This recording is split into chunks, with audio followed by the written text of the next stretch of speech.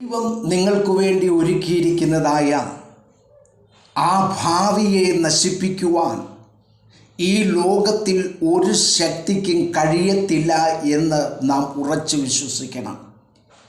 യെശയ്യാ പ്രവാചകന്റെ പുസ്തകം 54-ാം അധ്യായം അതിൻ്റെ 17-ാമത് വാക്യത്തിൽ അവിടെ ഇപ്രകാരം രേഖപ്പെടുത്തി വച്ചിരിക്കുന്നു: നിനക്കെതിരെ ഉണ്ടാക്കുന്ന യാതൊരു ആയുധവും ഫലിക്കയില്ല.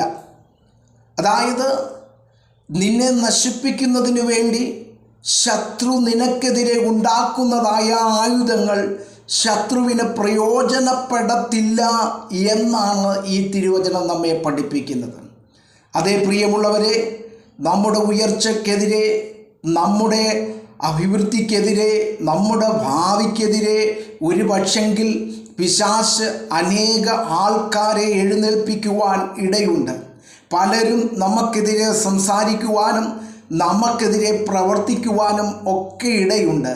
എന്നാൽ ദൈവത്തിൻ്റെ തിരുവചനം പറയുന്നത് ഇപ്രകാരമാണ്: അങ്ങനെ ശത്രു ഉണ്ടാക്കുന്നതായ യാതൊരു ആയുധങ്ങളും അവന് പ്രയോജനപ്പെടത്തില്ല എന്നുള്ളതാണ്. അതുകൊണ്ട് പ്രിയമുള്ള ദൈവജനമേ, നാം ഉറച്ച് വിശ്വസിക്കേണ്ട ഒരു കാര്യം ഇതാണ്: ഒരു പക്ഷേ ശത്രു നമ്മുടെ കൺമുമ്പിൽ തന്നെ നമുക്കെതിരെ പ്രവർത്തിക്കുന്നത് നാം ഒരു പക്ഷേ കാണുമായിരിക്കും.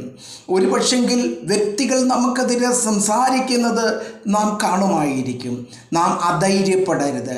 കാരണം നീ ദൈവ പൈതലാകുന്നു എങ്കിൽ ദൈവത്തിൻ്റെ വചനം നൽകുന്ന പ്രോമിസ് ഇതാണ്: നിന്നെ നശിപ്പിക്കുവാൻ വേണ്ടി ശത്രു ഉണ്ടാക്കുന്നതായ യാതൊരു ആയുധവും അവന് പ്രയോജനപ്പെടത്തില്ല എന്നുള്ളതാണ്.